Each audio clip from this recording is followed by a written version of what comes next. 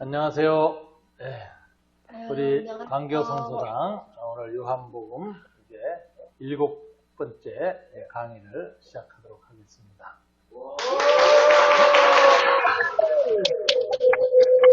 언제나 이 박수가 힘이 됩니다. 자, 우리 지난번에 이제 예수님의 표적에 대해서 공부했는데 오늘은 6번째 표적 이제 7강에서 하고 8강은 이제 7번째 표적을 공부를 합니다. 근데 이제 6번째 표적을 할 때 이제 어떤 배경 속에서 6번째 표적이 그 요한복음 이제 9장에서 주어졌는가를 하려면 7장부터 흐름을 잠깐 살펴야 됩니다. 6장에서 지난번에 예수님의 표적을 우리가 했는데 그것은 그 오병이어의 표적에 대해서 지난주에 공부를 했습니다. 사실 이 CBS 성서학당의 예수는 누구인가를 여러분 들으시면 그 내용 중에 이제 역사적 예수의 그 이야기를 공간복음서 중심으로 했기 때문에 이 배경을 잘 알 수 있어요. 베세다 강에서 오병이어의 그 이적을 예수님이 행하셨는데 이것은 연대기적 순서에 보면 예수님의 공생의 마지막 사역이었습니다. 사실 갈릴리에서 3년 동안 사역을 하셨는데 그 총 결산이 베세다 광야에서 일어난 거예요. 그 3년 동안의 예수님의 메시아 사역 때문에 많은 유대인들이 흥분을 했어요. 특별히 갈릴리 지역은 오래전부터 로마에 대한 항쟁을 했던 지역이거든요. 그 사람들이 이제 이 베세다 강에 예수님을 만들어 나왔는데 나오는 모습이 심상치 않습니다. 남자들만 5,000명인데 50명씩 100명씩 단위로 앉아있다 하는 마가복음 기록이 있고요. 그때가 봄이었어요. 그러니까 이제 6월절을 가기 전이니까 6월절에 예수님이 죽으셨죠. 예루살렘에서 그 직전이에요. 그러니까 6월절이 가까울 때 봄이니까 이제 풀이 파릇파릇했는데 그걸 마가복음에 기록되어 있어요. 풀이 파랬다. 그러니까 그건 현장에 있었던 사람의 증언인 거죠. 그거는 노도 안 되고 안 돼도 되는 건데 그걸 들어갔다는 건 그 증언한 사람의 현장성. 베드로가 그 자리에 있었죠. 그런데 이제 그 사역의 특징이 뭐냐? 예수님의 갈릴리 사역이 총 결산되는 사역인데 거기서 주님이 옛 광야에서 모세가 만나를 이스라엘 백성 이끌고 나와서 내린 그 사건을 재현한 거예요. 그래서 오병이어라고 하는 기적적으로 생명의 떡을 광야에 굶주린 사람들한테 나눠주는 이적을 행했습니다. 그걸 보고 유대인들은 무슨 생각을 했느냐? 예수를 정치적 메시아로 받아들인 거죠. 모세가 옛 이스라엘을 애굽에서 해방시킨 것처럼 이분이면 로마로부터 우리를 해방시킬 수 있다. 그런데 예수님은 그렇게 정치적 메시아로 예수님을 이해하는 것을 거절하십니다. 그걸 받아들이질 않아요. 그래서 소위 이제 인자 메시아론, 이제 바로 종말론적인 메시아, 온 인류의 죄를 사하고 용서하기 위해서 오신 하나님의 메시아로서의 본질을 드러내시면서 내가 오병이어의 기적을 행한 것은 바로 내가 생명의 떡이다. 내가 생명의 음료다 하는 것을 드러내기 위해서 한 표적이다. 그래서 이 표적은 예수님이 십자가상에서 죽으시면서 이루실 그 구원 사역을 가르치는 표적이다. 이걸 얘기를 했어요. 그래서 내 살을 먹고 내 피를 마시는 자야 영생을 얻는다. 그러니까 그때 모인 이 남자들만 5,000명이고 전체가 한 2만 명이라고 본다면 그 당시 유대 팔레스타인 지역에 살던 모든 유대인 총수의 한 30분의 1 내지 40분의 1이 모인 건데 요즘 인구로 따지면 뭐 굉장한 거죠. 한 200만이 모였다고 봐야 돼요. 어마어마한 회중들이 당대에서 모였는데 그들이 기대했던 메시아가 아니다 라는 좌절감 속에서 다 예수를 떠납니다. 그들은 예수를 자기네들 왕으로 삼고 있는데 예수님이 거절하죠. 이게 갈릴리 사역의 이제 총 결산이에요. 그래서 예수님이 다 떠나니까 베드로한테 너희도 나를 떠나느냐 떠나려느냐 하니까 베드로가 영생의 말씀이 여기 계시는데 어디로 가겠습니까? 주는 하나님의 아들이십니다. 난 신앙 고백을 해요. 이제 그렇게 해서 이 갈릴리 3년 사역이 정돈이 됩니다. 한마디로 보면 갈릴리 사역이 어떻게 보면 실패예요. 회중들이 다 예수님의 참된 메시지를 이해 못하고 끝난 거예요. 그리고 예수님은 거길 떠나서 가이사라 빌립보 북쪽입니다. 이방 지역이에요. 건너가셔서 그것에서 제자들한테 묻지요. 너희는 사람들이 나를 누구라고 하더냐? 뭐 엘리야라고도 합니다. 어느 메시아라고도 합니다. 이렇게 얘기하니까 너희는 나를 누구라고 하느냐? 이렇게 물으니까 바로 그 벳세다 강에서 대답을 했던 그 베드로가 다시 유명한 신앙 고백을 하죠. 주는 그리스도시요 하나님의 아들이십니다. 주님이 굉장히 기뻐하셔서 이 고백 위에 이걸 반석이라고 했어요. 이 신앙 고백이란 반석 위에 내가 교회를 세울 것이고 음부의 권세가 이기지 못할 것이다. 라고 해서 영원한 생명의 교회를 세우겠다고 주님이 약속하셔요. 기쁘셨어요. 온전한 신앙 고백이 있으니까. 그런데 예수님이 곧바로 이어서 자기가 그 메시아고 하나님 그리스도 하나님의 아들이신데 이제 할 일을 계시하시는데 여기에 공감복음에서 첫 번째 나온 예수님의 순환 고지예요. 죽을 것을 비로소 그때부터 말하기 시작하시니 이렇게 돼 있거든요. 그래서 내가 예루살렘에 올라가서 서기관과 대제사장들한테 고난을 받고 죽었다가 3일 만에 부활하여야 하리라. 이렇게 얘기해서 하실 일을 미리 예언을 하시는데 베드로는 뒤에 뭐 부활한다는 말은 머릿속에도 안 들어오고 예루살렘에 올라가서 죽는다는 말에 충격을 받은 거예요. 그래서 주여 그럴 수 없습니다. 하고 크게 소리를 지른다는데 그거 이제 소리 지르는 부분이 꾸짖듯이 소리 지르는 거죠.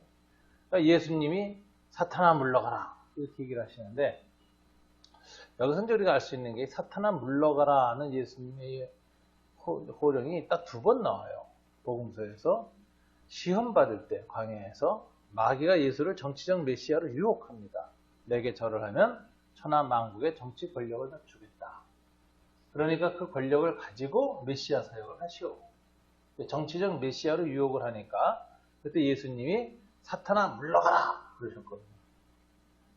누가복음이나 공간복음서에 보면 이렇게 돼 있어요. 잠시 마귀가 예수를 떠났다. 잠시라는 부사가 붙어 있어요. 이 말은 암시하는 거죠. 이 마귀가 또다시 온다는 거예요. 그 후에 어디에서 또다시 왔느냐? 이 벳세다 강에서 또다시 왔어요. 오병이의 이적을 행하니까 이들이 다 정치적 메시아를 요청하는 거예요. 우리의 왕이 되소서. 그러니까 마귀가 이제 또다시 사람들 군중 속에서 군중의 목소리로 예수를 유혹하죠. 예수가 거절하고 딴 데로 갔습니다. 그리고 가이사라 빌립보에서 베드로한테 물었더니 베드로에게 그 신앙 고백에 감동받아서 자기의 순환을 십자가에 죽으실 것을 이야기하니까 베드로가 펄쩍 뛰면서 그럴 수 없습니다 하고서 저항을 하는데 그 저항하는 동기가 뭐냐?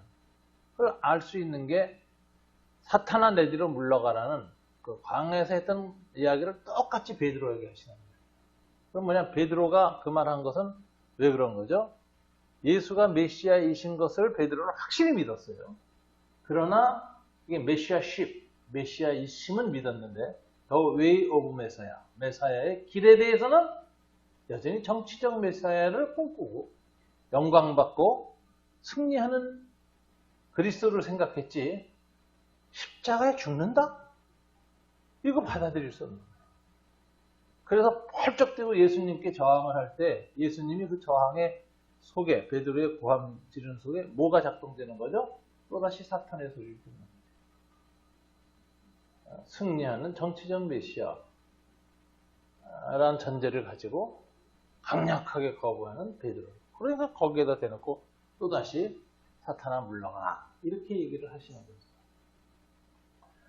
이게 이제 저희 유명한 가이사라 빌립보에서 처음 순환을 고지하신 사건에서 일어난 일입니다. 그런데 이 6장 맨 마지막에 보면 베드로가 이렇게 주님을 고백하는 얘기가 나오면서 마지막은 뭐냐? 어두움이 나와요. 가롯 유다가 12 중에 하나로 예수를 팔자인데 가룟 유다를 향해서 예수님이 그러나 너희 중에 한 사람은 마귀니라 이러셨거든요. 그럼 이 가룟 유다에서 마귀라고 말한 말은 어떤 맥락에서 얘기를 해야 될까요? 가룟 유다가 뭐 거품을 펴고 눈이 뒤집어지고 소리 지르고 귀신 들림 현상이 나타났느냐? 안 그랬어요. 굉장히 냉정하고 아주 분석적이고 그런 사람이었어요. 그럼 가룟 유다를 보고 마귀라고 한 건 뭐냐? 마귀가 갖고 있는 예수에 대한 태도인데 정치적 메시아로서의 기대인데 베드로는 왔다 갔다 하고 가룟 유다는 확실히 정돈이 된 거예요. 예수는 내가 생각하는 그 메시아가 아니다. 이게 이제 소위 마귀다, 마귀 사탄아 물러가라 하는 소리를 듣는 그 맥락이에요. 예수님은 그 마귀라는 개념 속에서 예수의 메시아 되심을 정치적 메시아로 오해하거나 유혹하는 그 모든 것을 마귀의 유혹으로 받고 거기에 완전히 잡힌 게 가룟 유다죠. 그래서 둘 다 이 마귀의 역사에 걸렸는데 베드로는 사탄이 밀가부로 타려고 한다. 유혹받고 있는데 예수님이 그러셨죠. 네가 오늘 닭이 울기 전에 나를 3번 부인하는데 사탄이 너를 밀가부로 타고 있다. 그래서 내가 네 믿음이 떨어지지 않기를 위해서 기도했다. 그 기도 때문에 베드로는 예수님을 잠시 부인했지만 회개를 합니다. 근데 가룟 유다는 예수님이 보기에 어떤 사람이냐, 어떤 상태였느냐, 완전히 사탄이 그 마음을 지배한 상태예요. 그래서 그가 예수를 파는 일에 이제 마귀의 도구가 되는 거죠. 예수님이 일생에 2번 밤을 새고 기도하는데 겟세마네 동산에서 잡히기 전날 밤 철야 기도를 하셨고 그 다음에 복음서에 보면은 12 사도를 택하는 날 그 전날 철야 기도를 했어요. 근데 그 철야 기도는 다 죽음을 받아들이기 위한 기도거든요. 그럴 때 사도들 중에 가룟 유다를 택하는 이야기를 쓰면서 철야 기도하는 얘기가 나와요. 그러니까 이건 뭐냐면 둘 다 가룟 유다를 제대로 받아들인다는 것은 가룟 유다를 통해서 마귀가 역사하고 그리고 가룟 유다가 마귀한테 사로잡혀서 예수의 메시아식조차도 부정하게 되고 배신하게 되고 팔아넘기게 되는 그러니까 가룟 유다가 예수를 배신하게 된 동기가 뭐냐? 그들이 기대했던 꿈꿨던 그 메시아가 아니라는 거지. 예수님을 따라다니면서 옆에서 본 결론은 이분이 이적도 행하고 선지자적인 그런 권위도 있고 다 좋은데 자기네들 꿈꾸고 기대했던 유다 독립을 이룬 그 메시아는 아니다. 그것이 나중에 그분을 팔게 되는 계기가 됐다 하는 걸 너희 중에 하나는 마귀니라 하는 예수님의 말씀 속에서 찾을 수 있어요. 그러니까 마귀라는 말이 귀신 들림 현상, God possession을 가리키는 게 아니다라는 거예요. 오히려 이 마귀라는 말이 쓰면은 예수의 메시아십을 왜곡시키는, 메시아 대신을 왜곡시키는 어떤 사상이나 어떤 이데올로기나 이런 것을 이야기하고 있다. 그래서 이제 이게 이제 성경에서 말하는 이 사건. 이 사건이 베세다에서 일어난 것으로 끝나는 게 지난번 6장입니다. 그죠? 그 5번째 이적이 그렇게 끝나요. 그래서 이제 그 후에 7장하고 8장은 이제 9장에 들어가서 예수님의 이제 새로운 이적이 이제 나타나는 것을 이제 준비하는 그런 내용인데 7장이니까 이제 그 후에 예수께서 갈릴리에 다니시다가 1절에서 그랬죠. 그리고 유대에서 다니려 아니하시면 하면서 유대인들이 예수를 죽이려 하는데 초막절이 가까웠어요. 2절에 보니까. 근데 이제 형제들이 예루살렘에 안 가고 왜 자꾸 이 시골에서 메시아라고 그러고 주장하고 다니느냐. 정말 당신이 메시아라면 예루살렘에 가세요. 이렇게 얘기를 해요. 핍박하는 거예요. 비웃고 무시하고. 그러니까 형제들이라도 예수를 믿지 아니함이라다 이렇게 5절에 해석을 합니다. 그렇게 하면서 그런데 예수님의 대답이 내 때가 아직 이르지 아니하였다. 이렇게 얘기해요. 여기서 이제 예수님이 자기의 때라는 단어가 요한복음에 모두 7번 나온다 그랬죠. 첫 번째 강의할 때 그랬죠. 그럼 그때는 항상 언제였죠? 그 7번의 영절을 다 보면 예수의 십자가 죽을 때를 가르치고 있어요. 그래서 요한복음 17장 마지막 저녁 기도 잡히시 전날밤 기도를 보면 아버지여 때가 이르렀사오니 아들로 아버지를 영화롭게 하옵소서 이렇게 기도해요. 그러니까 이 예수님의 이 때라는 건 뭐냐? 하나님의 구원의 때, 카이로스 타임인데 이건 예수의 십자가에 죽을 것을 내다보는 것이고 예수의 모든 행위는 그 때와 연결되어 있어요. 때에 맞춰서 표적도 행해요. 그러니까 모든 표적은 카이로스 표적이고 그것이 말하는 바는 예수가 하나님의 아들 그리스도라는 걸 드러내는 표적이고 또 그 예수를 믿어서 영생을 얻게 하는 표적이에요. 그 표적이 일어나는 때가 항상 카이로스, 일곱 나의 때예요. 그러니까 여기서도 주님이 거절할 때 하나님의 카이로스 타임이 아니다 이렇게 얘기하면서 갖고 8절에서 너희는 명절에 올라가라 내 때가 아직 차지 못하였으니 이렇게 얘기하면서 명절에 올라가는 걸 거절합니다. 그래 놓고서 이제 그 다음에 10절에 보면은 예수님이 명절에 나타나요. 응? 그래서 이제 예수님이 이제 이 명절에 나타났는데 이때가 이제 말하자면 예수님이 이제 그 초막절 행사를 하는 중에 나타난 겁니다. 6월절 전에 이제 초막절을 행하는데 초막절을 할 때 14절에 이미 명절의 중간이 되어 이렇게 하니까 그리고 이제 예수님이 성전으로 들어가요. 거기 올라가서 이제 성경을 가르치니까 바리새인들이 아주 놀랍게 여기면서 이 사람은 랍비 면허도 없는 요즘 목사 안수도 안 받은 라이센스가 없는 사람이고 그런데 이거 어떻게 글을 아느냐 뭐 이렇게 하니까 예수님께서 율법에 대해서 이제 하나님의 말씀을 그대로 전하죠. 그러니까 20절에 보니까 어떤 사람들은 예수님을 귀신이 들렸다고 하고 뭐 이렇게 하고 여러 가지 이제 잘못된 판단을 합니다.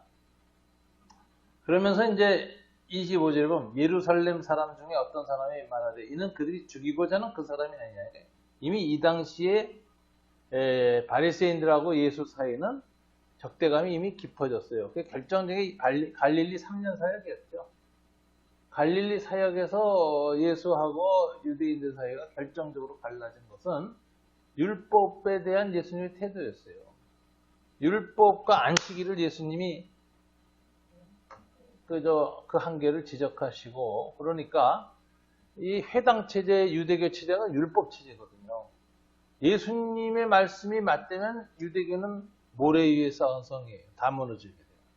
그러니까 유대교 체제를 지키려고 하는 바리새파 입장에서는 예수는 살아있으면 안 되는 존재예요. 그래서 죽이려고 이미 했죠. 그런데 이제 예수님이 성전에서 계속 가르칠 때 예수에 대한 논쟁이 일어납니다.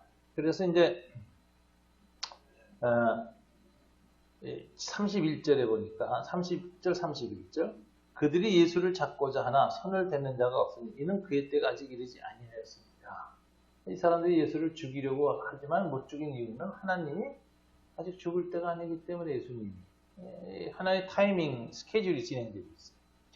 31절 무리 중에 많은 사람이 예수를 믿고 말하되 그리스도께서 오실지라도 그 행한 표적이 이 사람이 행한 것보다 더 많으냐 하고 예수를 그리스도로 인식한 사람들이 조금씩 나타나기 시작해요. 그 이유가 뭐죠? 다 표적을 행했기 때문이죠.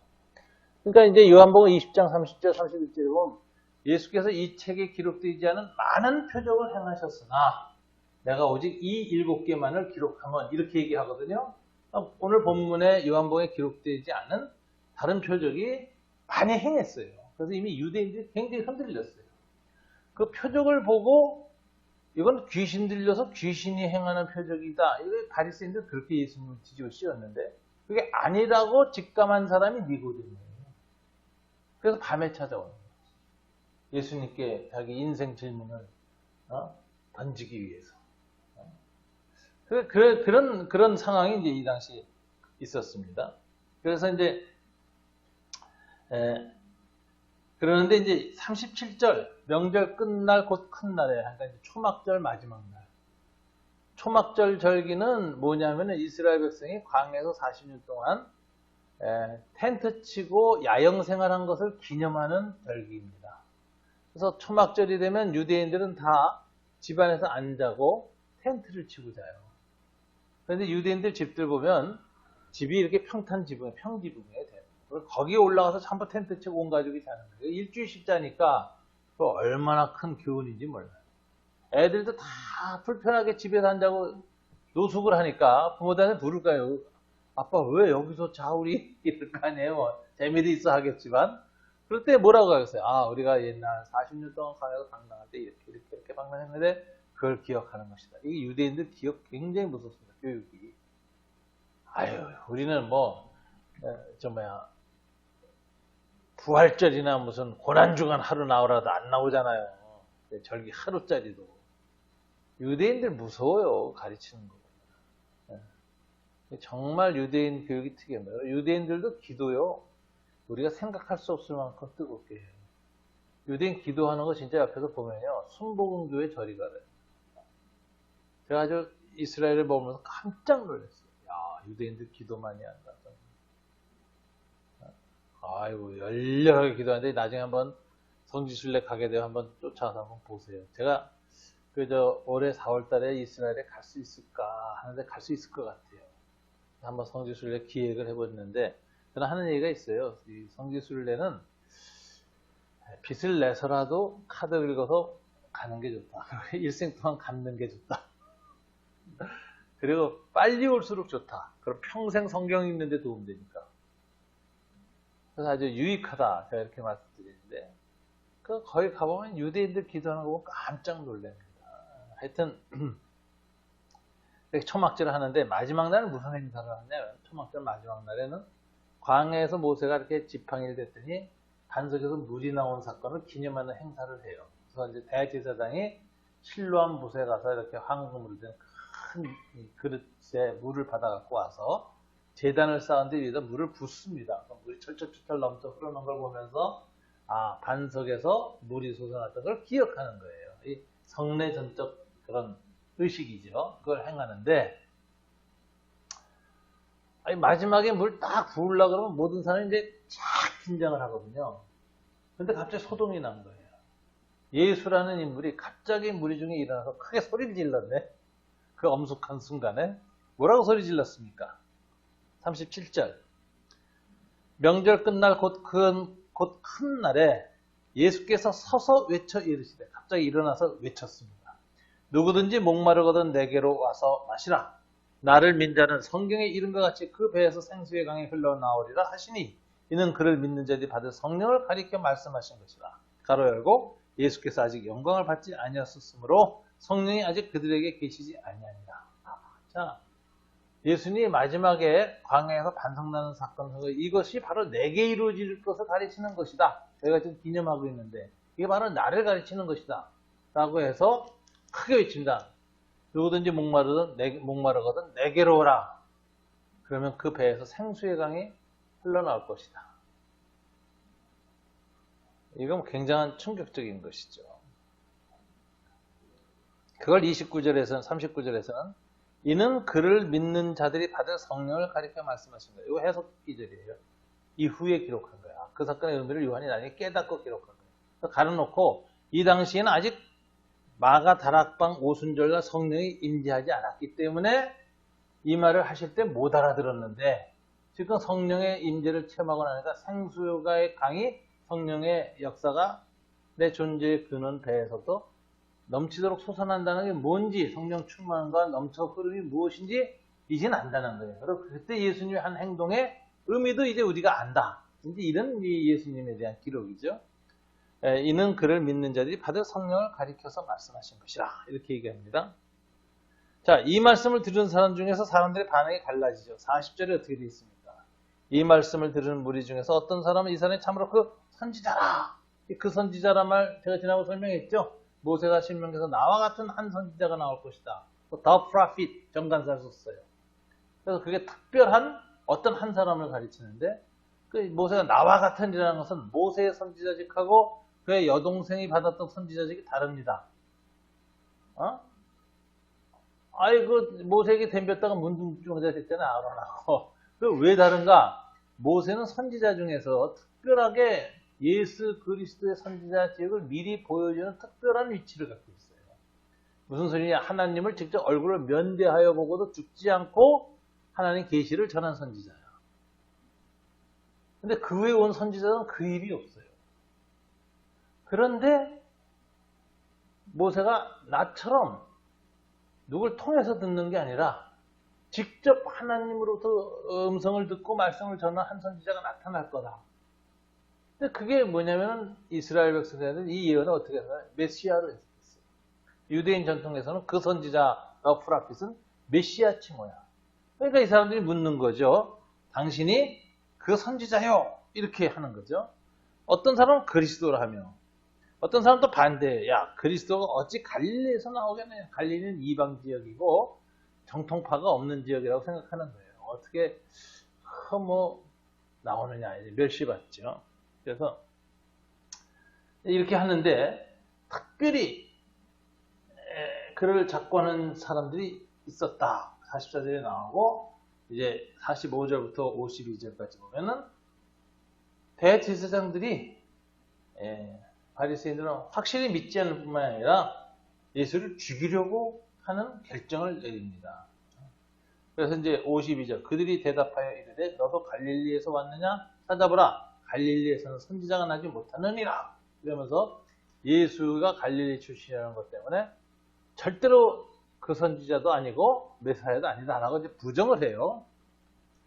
그래서 이제 이 7장 전반적인 것은 예수의 형제들로부터 예루살렘에 올라가서 회중과 대제사장과 바리새인들 사이에서 논쟁이 벌어지는데 예수가 계속 자기를 계시하죠. 내가 그 반석에서 물을 일으키는 그 사건의 완성자로 나를 믿는 자에게는 생수의 강이 나온다 이렇게 했는데도 다 안 믿고 예수에 대한 적대감에 꽉 차는 내용이 7장입니다. 그리고 이제 결정적인 사건이 어디서 8장에 보면 이제 도입 사건이죠. 예수는 감난산으로 가셨는데 돌아오는 길에 바리새인들이 누굴 끌고 왔느냐? 한 여자를 끌고 왔어요. 가늠하다 현장에 잡힙니다. 돌로 때려 죽이려고 그래요. 그래서 예수가 이걸 어떻게 처리하냐 예의 깊게 주시하는 거예요. 이게 테스트하는 거죠. 저게 이상한 놈인데 어떻게 하나 좀 보자. 그랬더니 예수님이 그저 땅바닥에 앉아 글을 쓰시면서 있는 동안에 사람들 마음속에 묘한 신적인 영향력이 나타났어. 뭔가 양심이 이렇게 좀 살아나는 상황이 됐는데 예수가 뭐라고 해요? 너희 중에 죄 없는 자가 먼저 돌로 치라. 그러니까 9절 그들이 이 말씀을 듣고 양심의 가책을 느껴 어른으로부터 시작해서 젊은 사람들까지 다 돌로 못 때려요. 그리고 예수와 그 여자만 둘이 남아요. 그런데 예수님이 뭐라고 해야죠? 11절 다 같이 읽어볼까요?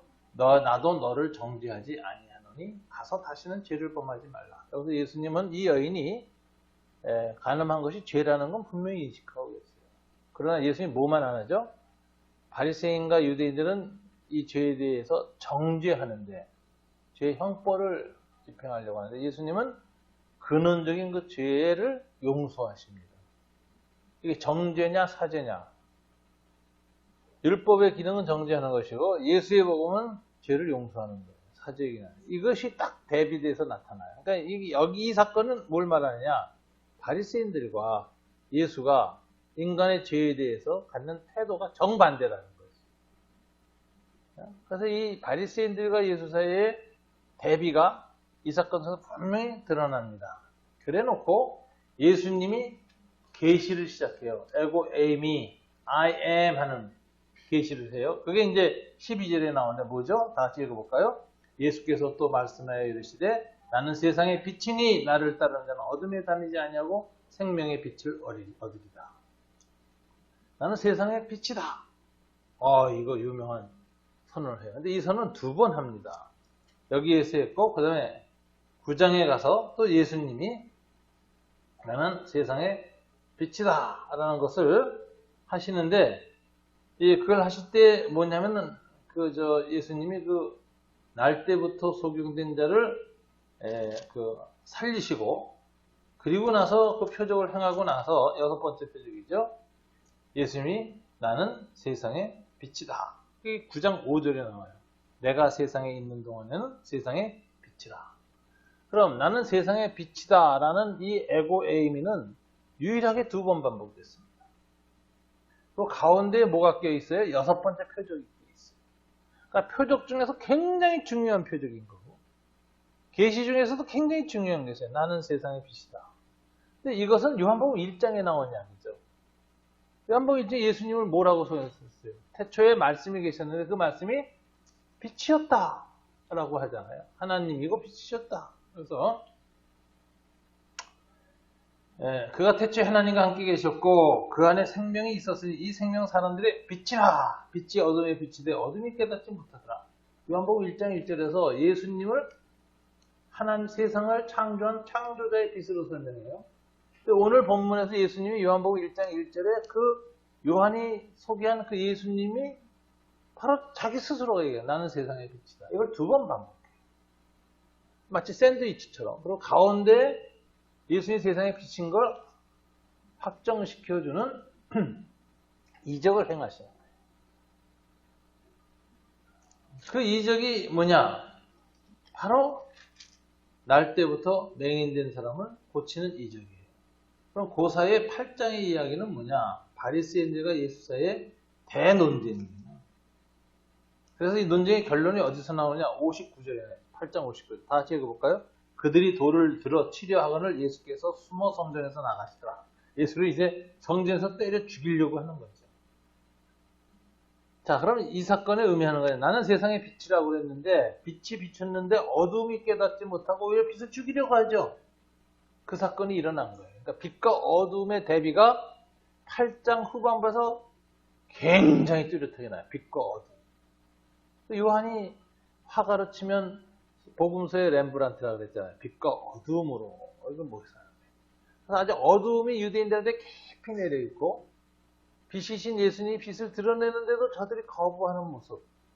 이것이 8장에 나옵니다. 그리고 이제 9장 가서 이제 유명한 표적이 나오는 거예요. 그러니까 이 표적 7개 중에서 최고의 표적이 이제 7번째 표적인데 표적 중에서 그 7번째가 산 꼭대기 표적이라면 요거는 8분응선. 아주 그 표적 중에서 중요한 표적. 그러니까 이 날 때부터 맹인을 고치는 이 표적의 앞뒤를 나는 세상의 빛이다 라는 두 가지 계시가 감싸고 있는 거예요. 그럼 자기가 세상의 빛이라는 걸 드러내기 위한 표적이 지금 시작되는데 날 때부터 속임된 자가 있어요. 자, 9장에 보면 날 때부터 속임된 자가 됐어요. 자, 그런데 여기에 대해서 제자들이 질문을 듭니다. 2절 다 같이 물어볼까요? 라삐어, 이 사람이 맹인으로 난 것이 누구의 죄로 인함이니까? 자기니까? 그의 부모니까? 이것이 요 당시 제자들도 영향을 받았던 랍비들의 세계관입니다. 랍비들의 세계관은 뭐냐? 모든 인간의 현실은 왜 생겼어요? 과거에 이유가 있어서 생겨. 재앙도 그렇고요. 근데 그것이 다 죄예요. 죄 때문에 오늘의 현실이 생겼다. 라고 생각하는 거예요. 율법을 안 지켰기 때문에. 그래서 이게 율법주의라는 것인데 율법주의는 세계관이 인과율입니다. 과거의 원인이 있어서 현재의 결과가 나왔다라고 생각하는 거예요. 그래서 제자들이 그렇게 하는 거예요. 이 사람은 날 때부터 소경됐는데 이게 엄마 뱃속에서 10달 있는 동안에 지가 그 뱃속에서 태중에서 죄를 지어서 그 결과로 소경이 된 겁니까? 아니, 그 사람은 죄를 안 지었는데 부모가 죄가 있어서 소경이 된 겁니까? 옛날에 한국교회 뭐 부모로부터 조상 때부터 지은 저주를 끊어야 된다는 뭐 그런 이상한 책 나오고 한동안 유행했습니다. 부흥회도 많이 하고. 그거 다 잘못된 거예요. 이게 유대인들, 바리새인들 세계관하고 똑같은 거예요. 과거의 원인에 의해서 현재의 결과가 생겼다라고 보는 거죠. 근데 이런 자세, 이거 인과율이라고 그래요. 바리새인 인과율은 뭐냐? 인간의 한계. 이게 율법주의 인과율이고, 그 다음에 자연과학주의 인과율은 다 뭐죠? 현재의 자연현상은 다 과거에 원인이 있어서 나온 거죠? 원인 결과를 따진 게 논리고 이성이고 자연과학이죠? 사회과학도 그래요. 사회현상을 다 과거의 원인을 해서 해석을 해요. 심리학 상담학도 그래요. 이 사람이 이런 행동하고 이런 인격이 된 것은 과거에 이러이러한 원인 때문에 이렇게 됐다. 이걸 인과율이라고 그러는데 이건 딱 하나예요. 인간의 현실을 어떻게 해석하느냐? 과거에 의해서 규정되는 거예요. 과거의 원인에 의해서 오늘의 현재가 생겼다. 이거는 율법주의뿐만 아니라 이성주의, 과학주의, 이게 소위 말해 인과율 체제라는 거예요. 그러니까 현재를 바꾸려면 뭘 바꿔야 되죠? 과거를 바꿔야 돼. 과거를 바꿀 방법이 없잖아요. 그러니까 별별 얘기가 다 나오죠. 타임머신 타고 과거로 돌아가서 바꾸는 이야기. 타임 패러독스 얘기가 나오잖아요. 나 요즘 SF 소설도 다 인과율에 기초해서 만들어집니다. 이게 온 세상의 사람들의 현재를 보는 관점인데 이걸 크로즈 시스템이라고 그래요. 과거의 원인에 의해서 현재가 규정되어졌고 바꿀 수 없다. 이게 동양 가면 운명론이 됩니다. 또 동양 사상의 불교에서 보면 전생론이 돼요. 전생이 이래서 현생이 이렇게 됐다. 여기 다 여기 제자들하고 바리새인들의 세계관이라는 게 어쩜 이렇게 똑같은지 몰라요. 이게 인과율 체제라는 거예요. 근데 예수님은 현재를 해석하는 게 달라요. 완전히 제자들. 지금 날 때부터 소경된 사람 보고 뭐라고 해요? 이 사람은 본인의 죄나 과거의 부모의 죄 때문에 인과율에서 이런 현상이 나온 게 아니라 이 사람의 현실이 비록 어둡고 캄캄하지만 이 현실은 과거에 의해서 규정되고 움직일 수 없는 닫힌 현실이 아니라는 거예요. 이 현실은 바뀐다는 거예요. 뭐에 의해서 바뀌죠? 미래에 의해서 바뀌어요. 이게 달라요. 율법주의는 과거 중심적 사고예요. 예수님은 미래 중심적 사고예요. 어떻게 바뀌어요? 하나님 나라는 예수의 재림을 통해서 메시아를 통해서 마지막에 완성될 거예요. 역사 끄트머리에 하나님 나라가 완성되면 무슨 일이 생기느냐? 소경은 다 눈뜨게 돼요. 안진뱅이는 일어나요. 문둥병자 깨끗하게 돼요. 죽었던 사람 다 부활해요. 그래서 마지막 부활론이 뭡니까? 산자와 죽은 자가 다 부활해서 하나님 앞에 다시 심판받게 그때 다 죽으면서 다 일어나는 거죠. 이게 역사의 끄트머리에 일어난 종말론적 사건이에요. 근데 이 일이 끄트머리에 일어나야 되는데 그 메사야, 끄트머리에 온 역사를 정돈하실 하나님의 종 그리스도가 먼저 왔어. Here and now, 지금 여기. 그래가지고 끄트머리에 일어날 일을 드문드문 미리 일으켜. 이게 프리아키페이션, 선치라는 게 하나님 나라의 선치. 먼저 예수가 취해. 그러니까 그분의 이적은 다 종말론적 사건이 먼저 일어나는 거예요. 그래서 놀라는 거예요.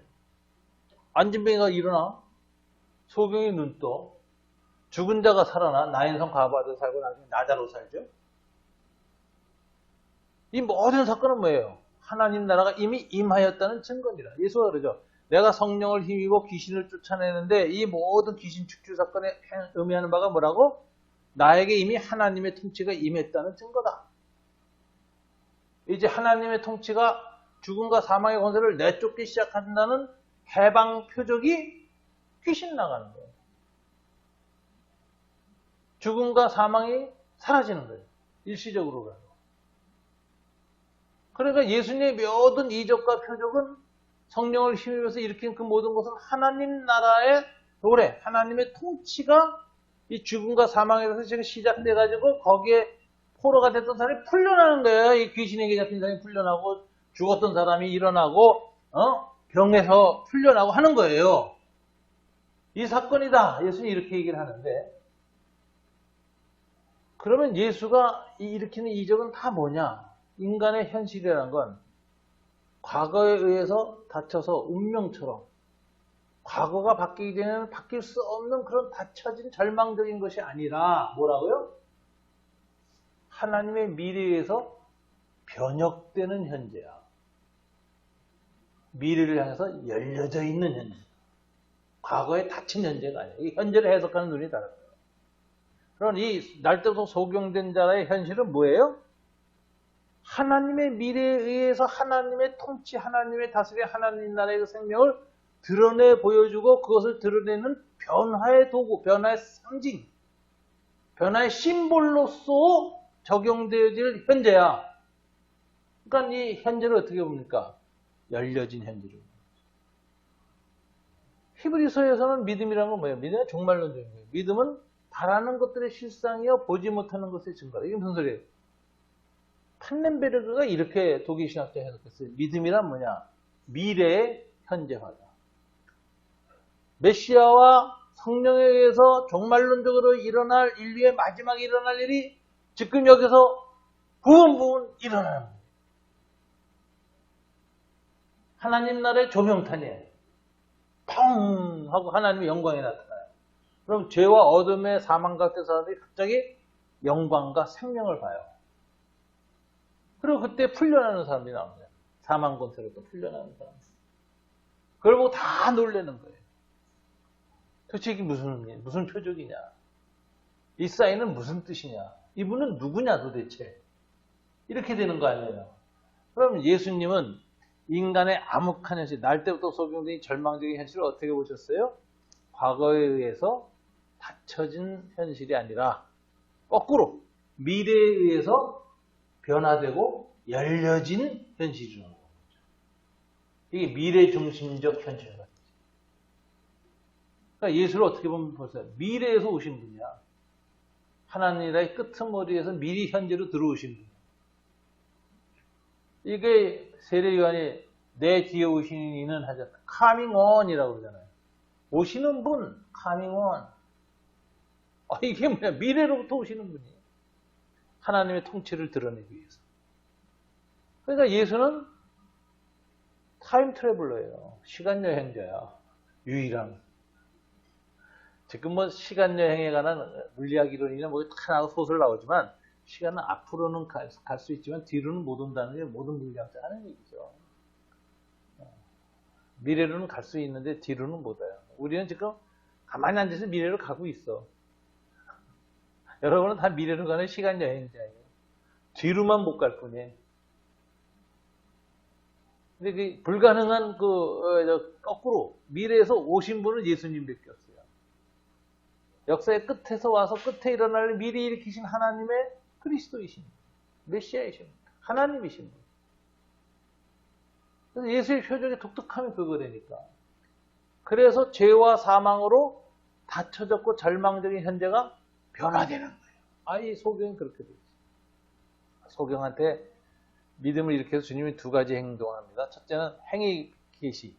침을 뱉어서 진흙을 익어서 눈에다 붙여요. 이거 가지고 예수의 침은 무슨 고치는 효력이 있다. 매직으로 보면 안 돼요. 그럼 이 행위는 뭐냐? 성례전적 행위예요. 즉 예수님의 말씀을 믿게 하기 위한 도구야. 행위 계시예요. 그냥 하면은 이 소경이 못 갈 텐데 믿음이 없어서 뭔가 붙여서 눈에다 척커덕 붙여놓으니까 그래놓고 가서 씻으라고 명령하죠. 실로암 못에 가서 씻으라. 이 가서 씻으라가 주명령이고 실로암 못은 가서 씻는다는 말을 설명하는 거예요. 왜 실로암이라는 용어를 썼고 실로암으로 가라고 했을까? 실로암의 이 의미가야 무슨 뜻이냐 가르치고 썼죠. 실로암 번역하면 보냄을 받았다는 뜻이다. 그러니까 이 사람이 가서 씻는 건 보냄을 받아서 가서 씻는 현상이야. 예수님이 보내는 사건이야. 이걸 기억나게 하시려고 실로암을 끌어들이세요. 주님이. 이걸 잊지 않게 하려고 이 사건의 의미를. 예수님이 보내서 가서 씻는데 순종하면은 눈이 뜨는 거예요. 그리고 그 사람 앞에서 나는 생명의 빛이다. 이러고 자기 계시를 하셔요. 이 사건의 의미를 알겠죠. 믿음이란 뭐냐? 열려진 세계관을 가는 거예요. 현실에 대해서 항상 열려진 세계관. 운명이다 이러는 게 아니에요. 내 삶은 언제든지 하나님의 미래에서 바뀔 수 있는 거예요. 내가 오전에도 그런 얘기 했는데 어떤 사람이 애인한테 배신당해서 죽고 싶다 그러는데 저는 그런 자매한테 그런 얘기를 해요. 죽지 마. 지금 떠난 배신한 그 남자보다 100배 더 아름다운 사람이 당신을 무한하게 사랑해서 그 남자는 자다가도 생각 안 나게 하실 일을 하나님이 꼭 해. 그 미래를 기대해. 우울증 걸리지 말고 자살하려고 그러지 마. 그게 현재를 보는 태도예요. 믿음은 바라는 것들이 실상이요 보지 못하는 게 증거. 믿음은 미래가 현재화되는 사건. 하나님의 미래가 현재화되는 사건이에요. 안진뱅이는 일어나고 그 미래가 현재화되고 소경은 눈을 뜨고 죽은 자는 살아나고 문둥병자 깨끗하게 되고 귀신은 떠나고 이 하나님 나라가 다가온다. 우리 현실은 하나님 나라가 변화시킬 수 있는 가능성의 시공간이지 불가능한 이미 결정난 과거에 이미 결정돼서 고칠 수 없는 이런 절망적인 미래가 아니다. 이게 인간관입니다. 이게 막스의 그 미래관은 결정론이에요. 현재 자본의 모순에 의해 가지고 결국은 공산주의 유토피아가 오고야 만다라는 역사 결정론이에요. 그게 이미 정해져 있는 거야. 그런데 이것을 못 오게 막으려고 애쓰는 세력이 자본가하고 지주계급이고 돈 있는 놈들이야. 그래서 이걸 반동이라고 그래. 역사의 방향을 거꾸로 돌리려고 하는 놈들. 그것을 미리 땡기기 위해서 수고하는 사람은 혁명가야. 반동과 혁명이 그렇게 갈라요. 용어가 그렇게 돼. 그럼 반동혁명이라는 이런 용어는 어디서 나느냐? 미래는 이미 정해져 있다. 공산주의가 이게 공산주의 유토피아가 오게 돼 있다. 역사의 발전 법칙이다. 이게 유물론적 세계관이에요. 결정론이에요. 모든 결정론은 틀린 겁니다. 바리새인의 율법주의 결정론도 틀린 거고, 동양 운명론의 운명은 바꿀 수 없다는 운명 결정론도 틀린 거고, 이성과 과학의 결정론도 틀린 거고, 사회과학의 결정론도 틀린 거예요. 예수는 그렇게 한 거예요. 미래는 결정되어 있는 것이 아니라 미래는 끊임없이 변화를 일으켜서 다가오는 거예요. 우리의 현실은 규정되고 끝난 것이 아니라 가능성으로 항상 열려져 있는 현실이에요. 아, 이게 세계관이 다른 거죠. 완벽하게. 그래서 하나님 나라는 미래로부터 옵니다. 미래를 항상 열어놓는 게 하나님 나라의 믿음이에요. 진정한 믿음이란 뭐냐? 미래를 향해서 열려져 있는 것이다. 자, 이게 예수님과 이 제자들과 또는 사이에서의 실로암 이적의 메시지입니다. 그죠? 지난번 베데스다 행각 38년 된 병자의 메시지는 두 가지였죠. 사람을 얽어먹이는 두 가지 이데올로기가 있었죠.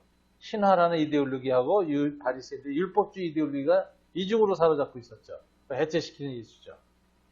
지금은 소경된 산서 바리새인들의 닫힌 세계관을 해체시키는 사표족이에요.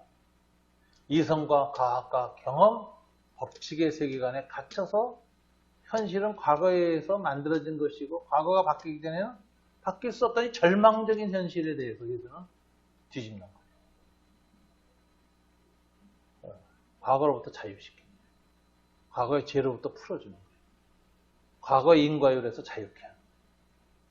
현재란 뭐냐? 과거에서 규정되는 것이 아니라 미래에 의해서 변화되는 것이다. 아, 이게 인생 바라본 두 태도입니다. 세상의 모든 어둠의 원천은 그 태도입니다. 과학주의, 이성주의, 경험주의, 사회주의, 율법주의 다 과거 인과율이야. 예수님만 그 패러다임을 뒤집어 버리죠. 이건 놀라운 혁명이죠. 세계관의 혁명이죠. 믿음에 대한 정의 좀 다시 했습니다. 그죠? 믿음이란 뭐예요? 미래의 현재와 미래, 하나님의 미래에서 내 현재가 변할 수 있다는 것에 대해서 열어놓고 현재를 봅니다. 항상 믿음, 소망, 사랑 나오지. 그렇게 되니까. 자, 이걸 인정하지 않으니까 뭐라 그러죠? 9장 41절. 예수께서 이르시되 너희가 맹인이 되었더라면 죄가 없으려니와 본다고 하니 너희 죄가 그대로 있느니라. 이거 인정 안 하는 바리새인들이 율법주의 체제자들은 죄가 그대로 있다. 벗어날 수가 없다. 죄로부터. 이렇게 딱 정돈합니다. 그리고 10장에서 이제 주님이 유명한 이야기를 하는 겁니다. 나는 선한 목자다. 나는 양의 문이다. 두 가지 에고 에임이 계시가 돼요. 그래서 나를 통해서 가지 않는 자는 다 절도와 강도고 그 절도와 강도는 뭐 하느냐? 12절 다 같이 읽어볼까요?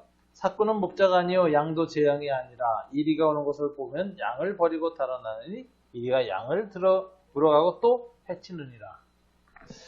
자, 이 목자라는 칭호는 구약의 예레미야 선지자들이 하나님을 목자라고 불렀어요. 그 당시 대제사장들 이런 거 다 거짓 목자라고 했었어요. 목자라는 건 뭐냐? 하나님 칭호예요. 메시아 칭호예요. 그래서 유대인들은 랍비들은 절대로 자기가 목자라는 용어를 안 씁니다. 못 써요. 그건 신성모독이야. 근데 자기가 목자라고 쓰는 놈들이 나와요. 거짓 메시아 운동가들. 그래서 무리를 현혹해서 정치적 메시아로 등극하고 로마에 대항을 하는 열심당 지도자들이 주로 자기를 목자라고 했어요. 그런 사람이 유대 역사에 온 다음 시간에 조금 더 거짓 목자들의 정치적 메시아로서의 거짓 목자를 얘기해요. 근데 예수님은 자기 선한 목자라서 그렇게 하지 않고 어떻게 해요? 양을 위해서 목숨을 바칩니다. 거짓 목자는 뭐예요? 달아나요. 그가 사꾼인 까닭이요. 그래서 어떻게 하죠? 이리가 오는 것을 보면 양을 버리고 달아나니, 이때 거짓 메시아 운동한 사람들이 전부 로마가 대항하다 이리 로마군이 쳐들어오면 다 버리고 도망가서 수없이 죽었어요. 갈릴리 유다가 유대 혁명을 일으켰을 때 갈릴리에서 2만 명이 죽어요.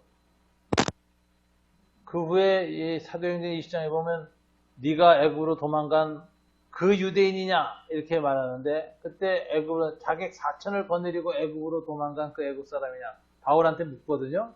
그건 뭐냐면은 시칼이 자객들을 거느린 그 유대인 열심당 운동이 있었어요. 그게 아주 예수님 때 바울 시대까지 많았다니까. 그 사람들이 전부 자기가 목자라고 주장했어요. 예수님 그거하고 대비시켜서 나는 선한 목자다. 선한 목자의 특징은 양을 위해서 목숨을 버리지 마. 거짓 목자는 뭐예요? 자기 이익을 위해서 양을 속였기 때문에 어려운 일이 생기면 도망가 버려.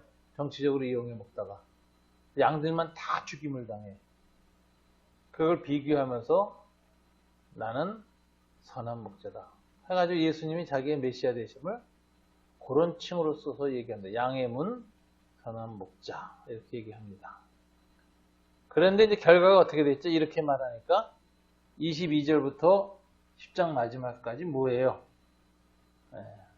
예수를 돌로 치려 합니다. 그래서 이제 33절 다 같이 읽어볼까요? 유대인들이 대답하되 선한 일로 말미암아 우리가 너를 돌로 치려는 것이 아니라 신성 모독으로 인함이니 내가 사람이 되어 자칭 하나님이라 하더라. 이게 뭐 자기를 목자라고 칭호하니까. 이게 메시아 칭호거든. 하나님 칭호. 돌로 때려 죽이려고 하죠. 이 상황 속에서 11장 7번째 표적이 시작되는 겁니다.